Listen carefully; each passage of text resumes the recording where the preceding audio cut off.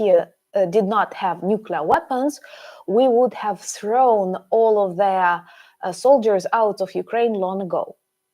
Then, according to his logics, a country that has nuclear weapons can do whatever it wants. Am I wrong?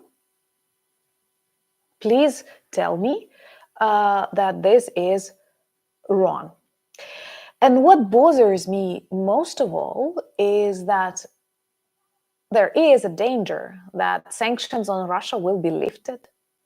There is a danger that some of our allies will try to negotiate with the biggest war criminal, very close to the moment where Russia can collapse. And I am so sick and tired that the world tries to save Russia more than it tries to save Ukraine. If you look at the Russian economy, you can clearly see it is collapsing, starting from the interest rates that are already very high, and more to come in December. And looking also at a very important moment with the dollar prices. Officially, it had hit 100, like 100 rubles for $1. But this is an official price. And in official price, where people literally buy dollars, because in Russia, you rarely can find something in banks or where you want to find it, you have to buy it somewhere on the gray or black market. And I'm convinced that the price of dollar there is much, much higher. So definitely it's not an illustration of strength. We have lots of people in Russian civil service, like civil servants and so on, civil workers, fired. These are thousands of people. We have lots of Russian police fired in many different areas. What if not a sign of weakness? That is. And now we have real updates from Russian oil refineries, which is actually the topic of our conversation today, where we see that lots of their oil refineries are either halted like their work, or they are temporarily stopped. For example, at least 3 very big, that is confirmed. That is in Tuapse, in Ilsk, and in Novoshakhtinsk.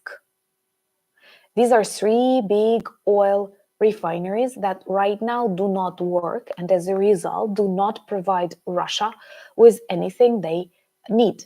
And for Russia, which is a dig and sell economy, does not produce anything, even like China, even using slavery. We all know how they work. And Russia simply sells natural resources of its republics, not even around the Moscow region, but of some Far East republics. It uses them.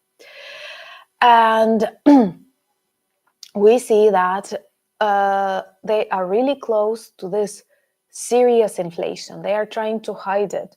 Lots of people are actually quitting from Russia's central bank. And this closed 3 refineries. Why do they close them? Well, first of all, because sanctions do work. Of course, they've invented a shadow fleet that operates. And no matter what, like, strong countries of the world do, this shadow fleet continues swimming. Nobody stops it. I like it how lots of articles and lots of countries describe, we are keeping a close eye. We are trying to control. What are you saying? What are you controlling? If a fleet that is equal to a very big, like, fleet of a super country is sailing our oceans unstoppable with total disrespect even to your nature. If you don't care about Ukraine, Ukrainian people, it's about nature, it's about your waters. Nail beautifully reminds us to like the video. Please help us more people to see their reality. And sometimes I have this feeling that there is an epidemic of fear and also stupidity on the planet, where people try to hide from the reality, hoping that it will somehow stop. And we see that, like, China is looking at some islands near the Philippines, not just Taiwan.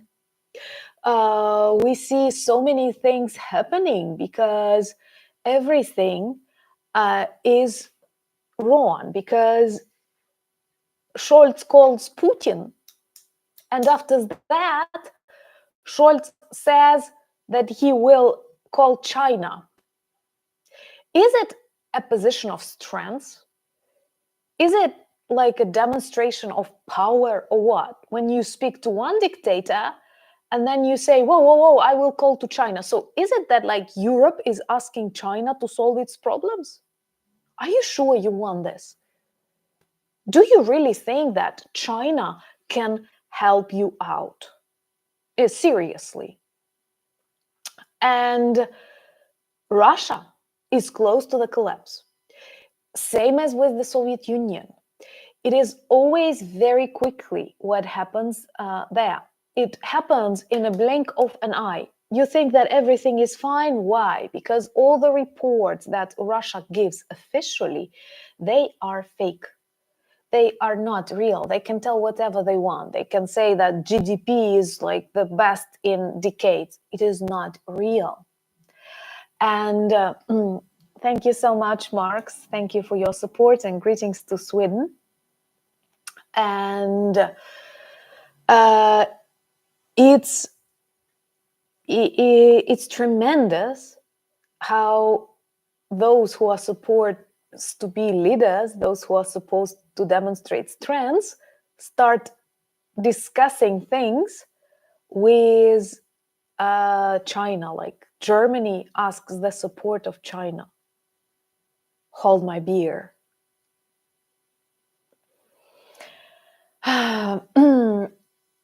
Yeah, thank you. I will quote Bill. I don't understand anyone living in the free world who does not support Ukraine. I think it means that money is more important than your lives. Yes, of course, but you know, I don't use our lives as an argument anymore because I realize they don't matter. Do you think we don't understand like everything? We are a smart nation. There are lots of things that we see, we just cannot say them because we do need to be united. It's not the time to quarrel. Thank you so much, Marcel. And with all that, I'm not using Ukrainian lives as an argument, because if it was, I think people would have long ago concentrated not on the support of Ukraine, but on the defeat of Russia. We need the defeat of Russia. Stop supporting Ukraine if you continue defeating Russia. That's what I need. I don't need money for my electricity on the streets. I will cope. But I don't want you to say that it's okay to kill innocent people in their own country just because you live close to an imperial bully.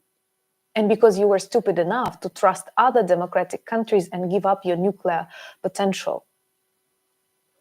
But even if we forget about the Ukrainian lives, we may speak about the dangers that it imposes in future. Don't you see that, like, I don't know why people think it's just about Ukraine and Ukrainian territories, and this is what right now Musk wants to push, like, oh, NATO is coming, Russia is provoked, they don't like it.